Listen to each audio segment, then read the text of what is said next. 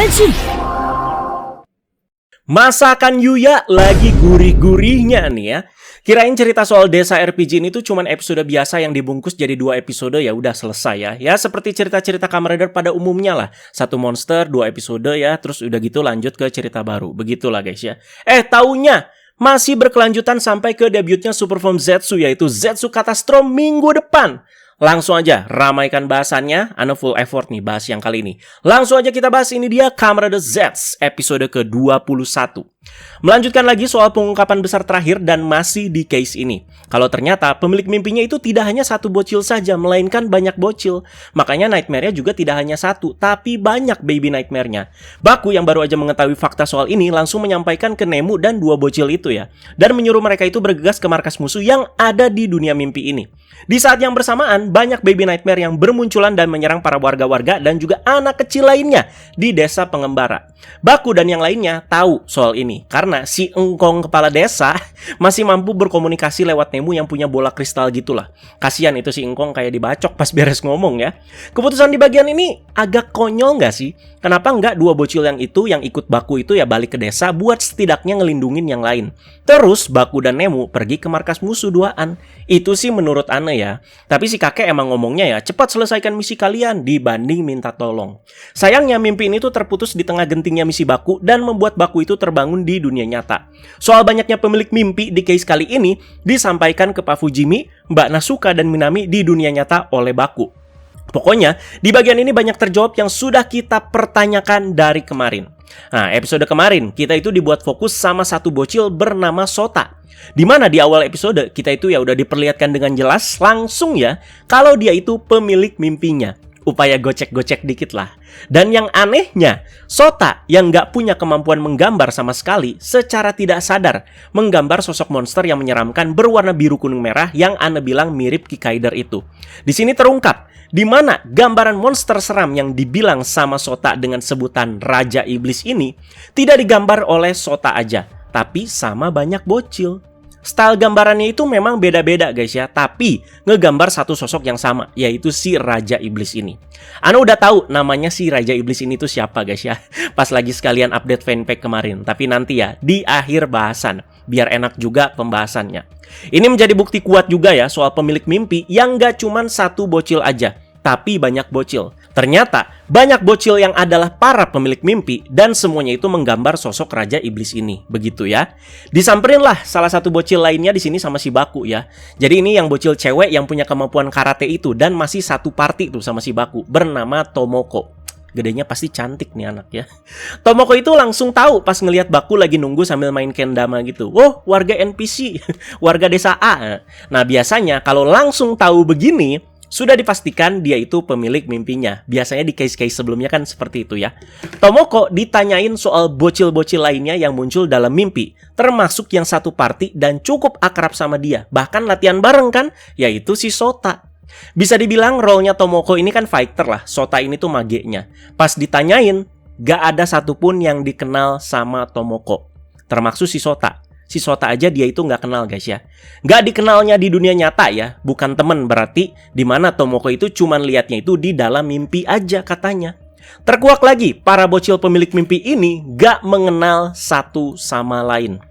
Membuat kita itu jadi nambah pertanyaan lagi nih. Gimana caranya bisa saling terhubung dan mimpi yang sama? Nah, langsung terjawab di sini guys ya. Ini gara-gara game bernama Block Create. Di mana game ini lagi populer nih di kalangan anak-anak ya. Ya bukan kayak Roblox juga sih, mungkin lebih kayak Minecraft kali ya. Tapi kalau mau dikerucutkan lagi, ini tuh lebih kayak Minecraft Dungeon lah, bagi yang tahu ya. Apa cuma Ana ini yang seumur hidup belum pernah main Minecraft sama ini guys, sama Roblox ya. Nah, dijelaskan ya, Block Create ini adalah game yang bisa ngedesain dunia sendiri dari balok, terus ada fitur mabarnya. Terus yang ada di iklan game ini, si Nemu pula ya, jadi cover depannya lah dia. Jadi dengan outfit yang sama yang dia kenakan di dunia mimpi. Makanya menjawab role-nya Nemu juga di mimpi yang adalah Legendary Heroes kan statusnya ya. Gak cuman ini aja guys, masih ada lagi informasi tambahan lainnya. Jadi, bocil-bocil pemilik mimpi ini semuanya pernah menjadi korban bencana alam di masa lalu. Bencananya cukup beragam ya. Ada yang pernah kena badai, banjir, gempa, gunung meletus, tsunami, keracunan MBG. Itu mah bukan bencana alam ya. Gila ini, sekali kejawab ya, nggak cuman kejawab begitu aja pakai satu fakta, oh ya udah. Tapi Yuya dari kemarin bikin rangka-rangka yang mendasari ini semua kenapa sampai bener-bener tumpeh-tumpeh. Kalau di recap lagi, jadi kayak begini nih. Bocil-bocil mantan korban bencana alam yang tidak saling mengenal satu sama lain saat ini sedang ramai memainkan game Block Create. Sehingga mereka itu bermimpi di satu mimpi yang sama dan menggambar sosok Raja Iblis yang menyeramkan di luar kemampuan mereka. Nah, udah tuh, kayak begitu kira-kira ya. Nah, karena ada ketakutan dan trauma akan bencana alam yang mereka alami di masa lalu, di dunia mimpi bocil-bocil ini tuh kayak bersatu dan bertarung bersama-sama. Jadi berasa kayak ada solidaritas lah sesama mantan korban bencana. Sama aja kayak Baku pas kecil kan pernah kesambar petir, cuman kan sama itu diubah gitu sama dia ya, menjadi upgrade formnya Zetsu ya, yaitu Inazuma Plasma. Nah, biang keladinya ya sudah jelas siapa ya, tapi mereka nggak secara gamblang harus dijelaskan banget secara lebay ya, tapi lewat kata-kata. Tepatnya pas bagian The Lady yang dengan tenang di kediamannya sedang melukis dan ngasih quotes-nya William Shakespeare sebagai perumpamaan. Gila emang. Jadi bunyinya tuh kayak begini. Manusia terlahir ke dunia ini sambil menangis, meratapi kenyataan kalau dia lahir di dunia yang dipenuhi orang-orang bodoh. Kenapa anak-anak yang jadi incaran The Lady di tujuan dia kali ini? Karena anak-anak itu polos. Berbeda sama orang-orang dewasa nih. Justru anak-anak ini tuh malah bisa melahirkan mimpi buruk yang paling mengerikan, guys. Oh ya, bahas ke Nox ya. Dia nggak kebantai-bantai amat lah sama si Lord Five ternyata di lanjutan episode ini. Jadi pas udah diikat rantai, Nox itu masih bisa melepaskan diri lah dengan kemampuan bayangannya ya. Dan malah si Lord Five yang keikat, guys. Malah hampir kalah itu si Lord Five di sini ya di pertarungan ini, di mana Nox itu mengkombinasikan kemampuan Shadow-nya, di mana bayangan yang dia munculin itu nahan si Lord Five. Terus langsung berubah kan si Nox itu jadi gun form buat nembak si Lord Five yang udah ditahan tadi. Berarti kemarin emang gara-gara lagi debut aja. Makanya si Lord Five itu kayak kuat banget ya. Setelah pertarungan, Nox akhirnya ya baru sadar kalau dirinya itu dipasangi pelacak di bagian bajunya. Di sini juga kita itu diperlihatkan dengan user dari Lord Five aka Kode Number 5 yang diperankan oleh Shin Koyagi. Udah sesuai bayangan Anda lah usernya ya, apalagi pas bahas zaman update, dimana usernya kan Anda prediksi oh ya bakalan agak-agak urakan dan juga agak preman gitu ya, sesuai ya, ternyata munculnya kayak begitu ya. Baku mendadak pusing, gejala pusing dan kelengernya itu mirip seperti di episode-episode sebelumnya. Pas dia itu bertemu dengan The Lady dengan nama Sayuri Ando pertama kali. Berarti, bisa kita pastikan ya di kejadian sebelumnya, Baku itu kelenger bukan karena kemampuan The Lady yang diam-diam memanipulasi pikiran Baku dengan kemampuannya.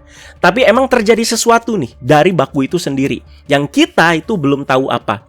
Efek lucid dream-nya kah, efek Zetsu Driver, efek menjadi Kamen Rider, mungkin ada penjelasannya di episode berikutnya dan bahkan bisa dikesenambungkan nanti sebelum super form-nya itu muncul. Gejala yang muncul ini membuat Baku itu menjadi tidur lebih cepat. Dan di sini Minami itu menemukan kartu nama Sayuri Ando. Jadi ada tuh di meja tergeletak ya. Nah, emailnya itu ada tulisan psikolognya, tapi Minami di sini nyebutnya konselor, guys ya. Kalau kita telah lagi, ini sumbernya dari Mbah Google nih ya. Konselor dan juga psikolog itu tidak sama. Meskipun keduanya itu bekerja di bidang kesehatan mental dan sering bekerja sama. Psikolog berfokus pada diagnosis dan juga terapi gangguan mental menggunakan studi ilmiah. Sementara konselor itu lebih berfokus pada bimbingan praktis, konseling perilaku, dan tantangan hidup sehari-hari. Nah, soal ini guys ya, akan jadi menarik. Dimana bisa aja Minami itu jadi mulai menginvestigasi soal Sayuri Ando aka The Lady ini di dunia nyata. Jadi dia itu lebih berhadapan sama sosok Sayuri Ando-nya nih dibanding The Lady. Kalau The Lady ya mungkin ya lebih sama si Bakunya lah ya, atau si Kode Number 7-nya lah. Nah, Baku itu tidur lebih cepat, tapi bisa langsung melanjutkan misinya. Padahal kan siang-siang atau sore-sore gitu ya, anak-anak belum bobo ya. Di tengah melanjutkan perjalanan, Baku itu bertemu dengan Kode Number 5 dan juga 6. Kode Number 5, 6, dan 7 bertemu semua dalam satu scene ya. Pasti kaget lah Baku itu ngelihat Kureha yang malah join lagi ke Kode ya. Kureha ngasih tahu tujuan Nox ke Baku soal Nox yang mau membalaskan dendam ke Kode. Masih sama ya. Makanya lagi mau dicari nih markasnya si Nox buat dihancurkan. Jadi kayak ada ajakan lah biar Baku itu juga bisa bantu soal ini, tapi ya tidak secara langsung gitu. Tapi Baku nggak mau ikutan, dimana fokus dia sekarang itu melindungi pemilik mimpi alias para bocil-bocil. Scene ini tuh ngasih lihat pendirian Baku yang nggak berubah sejak awal cerita ya, dimana ketulusan hati dia dan juga keteguhan dia yang melindungi orang-orang. Tapi yang nggak lebay teriak-teriak akan kulindungi bla bla bla bla, enggak gitu guys ya. Tapi dengan cara dan juga body language yang cool lah ya. Nah, nyampe juga ke markas musuh di mana ada banyak pintu hati dan juga patung misterius yang udah Ane jelaskan kemarin. Ketika ngintip di lubang pintu hatinya, Baku itu melihat sosok menyeramkan yang mirip seperti di gambaran bocil-bocil yang jadi tujuan akhir dari mimpi buruk ini.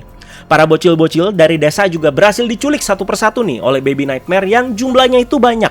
Di mana Baku yang berubah menjadi Zetsu Inazuma Plasma cukup sibuk lah mengalahkan Baby Nightmare itu satu persatu untuk menyelamatkan para bocil-bocil. Yang anehnya di sini, Baku pakai form Inazuma Plasma yang harusnya ada limitnya, tapi nggak ada efek samping sama sekali. Apa karena pakainya itu sesekali aja ya? Jadi nyerangnya sesekali juga. Jadi pas Baby Nightmare-nya muncul, baru gebuk, muncul, gebuk gitu ya. Apalagi Baby Nightmare juga kan emang selemah itu ya, one hit kill ya. Jadi nggak dipakai intens gitu pas kayak debut waktu itu guys. Ya udah, plasma booster nggak muncul lagi guys. Dan episode minggu depan kan udah super form. Dan bagian Nemu ya nggak usah dibahas lah ya, lucu-lucuan aja dimana kemampuan lucid dream-nya sebenarnya muncul tapi dibikin konyol. Tapi nggak bisa disepelekan aja guys ya, dimana ini kan bisa jadi asal-usul ya, seperti yang Anda bahas kemarin. Dimana di akhir-akhir saga mungkin aja Nemu ini ya bisa jadi center point yang paling kuatnya nih di cerita Zetsu ya. Apalagi soal lucid dream-nya ini. Walau Baku udah ngalahin banyak Baby Nightmare dan nyelamatin banyak bocil-bocil, para bocil-bocil di sini tetap ngerasa tertekan gitu ya dan ketakutan ya. Nah, di momen inilah si Raja Iblis ini tuh mulai bangkit. Baby Nightmare yang udah dikalahin sama Baku tadi, kepalanya pada nongol-nongol gitu lah ya. Jadi kayak nyisa kepalanya dan berkumpul dan muncul menjadi sosok Nightmare yang baru bernama Disaster Nightmare. Di mana wujud Nightmare ini sama persis seperti yang ada di gambaran para bocil-bocil yang mereka singgung sebagai sosok Raja Iblis. Ngerinya lumayan dapet nih guys ya. Munculnya Disaster Nightmare ini membuat semua pintu hati yang ada di tempat ini terbuka semua. Kan tujuannya udah tercapai ya. Dimana yang diintip sama Baku yaitu sosok Nightmare ini berhasil tercipta. Jadi soal berhasil terciptanya aja di sini yang udah mencapai tujuannya guys ya. Gak harus sampai ngacauin dan segala macam. Udah, pokoknya Disaster Nightmare ini tercipta, tujuannya sudah tercapai. Memang semua pintu hatinya itu sama ya, memperlihatkan sosok Disaster Nightmare ini. Tapi juga memperlihatkan bencana alam yang berbeda-beda di setiap pintunya berdasarkan bencana apa yang dialami sama para bocil ini tuh masing-masing. Jadi ada yang gunung meletus, banjir, gempa bumi, tsunami, dan lain-lain ya. Jadi menjawab di sini, ketakutan dan trauma terbesar dari para bocil-bocil ini dan masih melekat pada mereka sampai sekarang itu ya bencana alam yang pernah mereka alami ini. Dan menurut Ane ini ya, ini tuh termanifestasi menjadi sosok Nightmare ini. Dari ketakutan akan bencana ini nih, termanifestasi menjadi sosok Nightmare ini. Jadi sesuai nama, Disaster Nightmare. Disaster itu kan bencana. Jadi gila juga ini konsepnya ya. Setelah Nightmare ini muncul, para bocil-bocil pun kayak langsung terhipnotis gitu ya. Ya mukanya pada datar aja, dimana matanya juga pada kosong guys. Bocil-bocil seperti terhipnotis sama case-nya kayak bom Nightmare dengan Fujimi di episode 3 waktu itu. Dimana Baku kan manggil Fujimi-nya yang gak bergeming guys ya. Jadi ini adalah penerapan terakhir agar Nightmare-nya itu bisa menginvasi dunia nyata. Selalu seperti ini guys ya, bukan ada kemampuan khusus dan segala macam. Jadi si pemilik mimpinya kayak kehisap gitu, dimana mereka bakalan berjalan tanpa sadar untuk memasuki Nightmare-nya.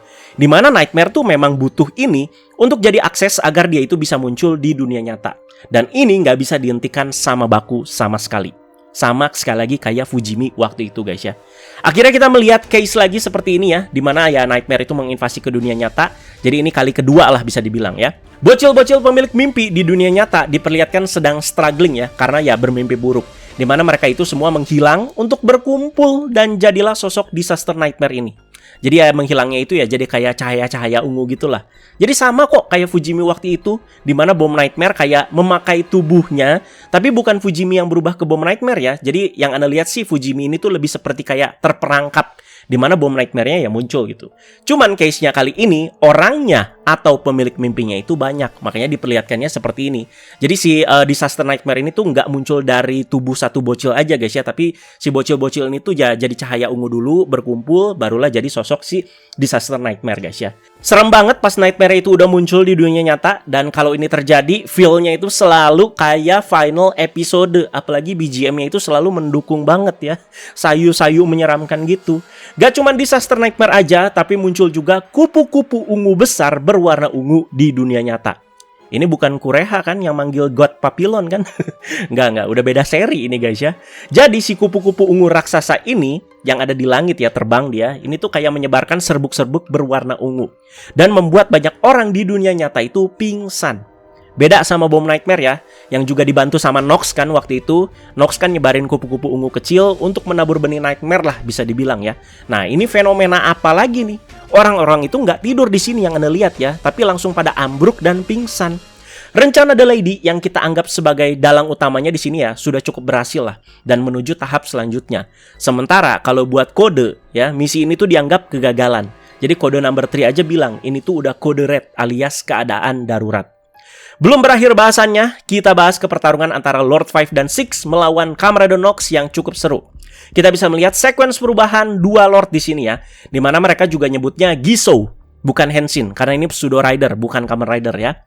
Jadi agak ribet ya sekuensinya yang Anda lihat ya, di mana mereka itu kayak masuk tabung lab gitu, yang terisi cairannya, terus kayak ada bot yang ngebentuk warna dan ngasih armornya. Dan tabungnya ini harus kayak dipecahin dulu setelahnya ya. Nah tabungnya ya sesuai dengan yang ada di Lord Invoker yang pernah Anda bahas waktu itu. Kayak tabung lab kan. Jadi fightnya itu 2 lawan 1. Nox ya kepayahan juga. Ada bagian di mana Lord 5 sampai nahan si Nox biar si Lord 6 ini tuh bisa nembak dengan leluasa dan tepat sasaran. Emang cukup gila dan urakan juga ini si Lord 5 ya. Sampai dia bilang dia itu siap berkorban nyawa walau sama-sama kena tembakan dari si Lord 6. Jadi kayak apa ya? Kayak Goku nahan Raditz biar Piccolo itu bisa nembak kalau di Dragon Ball lah ya ibaratnya ya. Sama situasinya kayak begitu. Kureha aka Lord 6 juga nggak ragu buat nembak walau ada si 5 di situ ya. Nah Nox juga sampai bilang ke 5, dasar lu anjingnya kode. Makanya para Lord ini tuh kelihatan banget kayak bener-bener alat banget gitu mereka ya. Jadi tidak tersinggung sama status mereka ini yang bisa dibilang alat. Dan mereka juga nggak ragu gitu ya meregang nyawa demi menyelesaikan misinya. Nox ketembak tepat sasaran sampai dia sekarat dan compang-camping ya. Si 5 juga masih hidup ya setelah tembakan ini ya. Ya Nox juga masih hidup ya. Coba kalau si 5 dibikin mati langsung di bagian ini ya, ya bakalan makin ngangkat sih. Tapi ya screen time dia jadi bentar banget guys. Tapi realistisnya biar dramatis sih harusnya ya dibikin modar aja ya. Tapi waktunya yang nggak sempat untuk Nox itu buka mulut lebih lanjut karena mimpinya kan udah beres ya. Dia itu cuman bilang kekalahan kode sudah dekat. Nyambung sama Disaster Nightmare tadi yang udah muncul di dunia nyata. Episode yang cukup gila dan dar-deror banget ya, banyak teori, banyak poin-poin penting. Dan langsung episode minggu depan akan ada debut dari Superform Zetsu yaitu Zetsu Catastrom. Kayaknya Anda mau bahas previewnya deh ini. Gimana guys menurut kalian? Setuju nggak Anda bahas previewnya? Kalau lihat di preview, yang bakalan jadi samsak dari Zetsu Catastrom ini kayaknya si Nox nih ya. Tapi menariknya kayak begini nih guys. Kan disaster itu artinya bencana ya. Ini dari si Disaster Nightmare. Nah, counterpartnya itu sangat pas dengan nama katastrofi. Jadi ini dari si Catastrom nih. Yang artinya itu juga sama-sama bencana dan malapetaka. Nah, ini diadu guys. Kehadiran Disaster Nightmare ya sebagai sosok Nightmare yang kuat ya bener-bener pas banget untuk menaikkan intensitas dan juga ketegangan di episode debutnya Zetsu Catastrom nanti. Jadi build up dan asal-muasalnya menurut Anda sih sudah cukup bagus ya di episode ini ya. Dimana merindingnya cukup dapet lah. Dan berkonsep banget ya. Dimana itu kan tercipta dari trauma ya si anak-anak yang pernah terkena bencana itu. Makanya namanya Disaster. Good lah episode kali ini ya. Jadi silakan giliran kalian yang diskusi ya, dan juga tulis poin-poin pentingnya di kolom komentar bawah. Nanti Anda baca kalau misalkan ada teori-teori yang menarik. Dan juga jangan lupa kalau kalian mau Anda bahas previewnya, karena episode minggu depan episode yang cukup penting dan juga bakal intens lagi, komentar juga di bawah. Terima kasih banyak yang sudah menyimak bahasannya ya. Yuya terbaik.